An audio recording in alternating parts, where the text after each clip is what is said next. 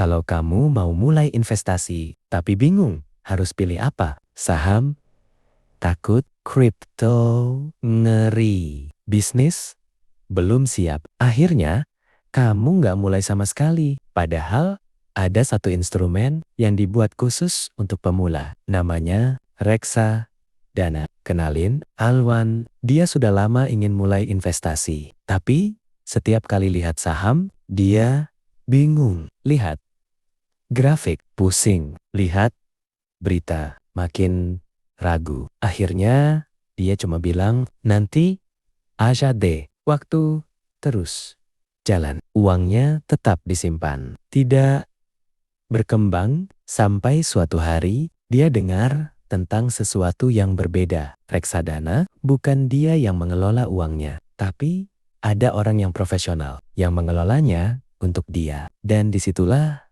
semuanya mulai berubah. Reksadana itu sederhana. Kamu menitipkan uang ke manajer investasi. Lalu, mereka yang mengelolanya. Uangmu akan dibelikan berbagai aset. Saham, obligasi, pasar uang. Jadi, kamu tidak sendirian. Kamu patungan dengan banyak orang dan dikelola oleh ahlinya. Bayangkan, kamu mau buka usaha, tapi kamu tidak punya pengalaman. Akhirnya kamu titip uang ke orang yang sudah ahli. Nah, itulah reksadana. Kelebihan reksadana.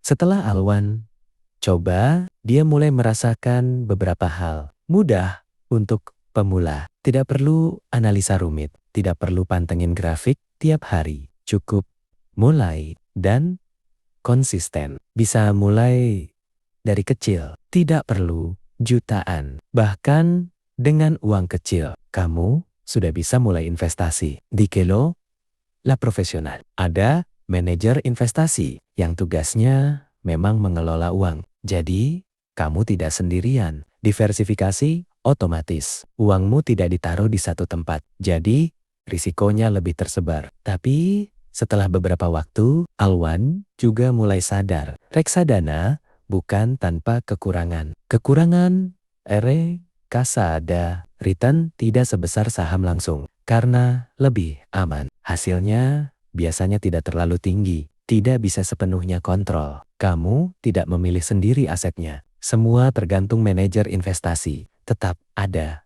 risiko. Banyak orang pikir reksadana pasti untung. Salah. Nilainya bisa naik, tapi juga bisa turun. Ada biaya pengelolaan karena dikelola orang lain. Ada biaya yang harus dibayar. Dari situ Alwan akhirnya paham. Reksadana bukan alat untuk cepat kaya, tapi alat untuk mulai. Masalah terbesar banyak orang bukan salah pilih investasi, tapi tidak mulai sama sekali. Terlalu takut, terlalu banyak mikir. Akhirnya tidak bergerak. Reksadana bukan yang paling hebat, tapi untuk pemula ini adalah salah satu pintu terbaik. Karena yang paling penting bukan langsung besar, tapi mulai dulu. Jadi, kalau kamu masih ragu, tanya ke diri sendiri. Mau terus menunggu atau mulai walaupun kecil? Karena pada akhirnya uang yang hanya disimpan tidak akan mengubah hidupmu. Tapi uang yang mulai bekerja akan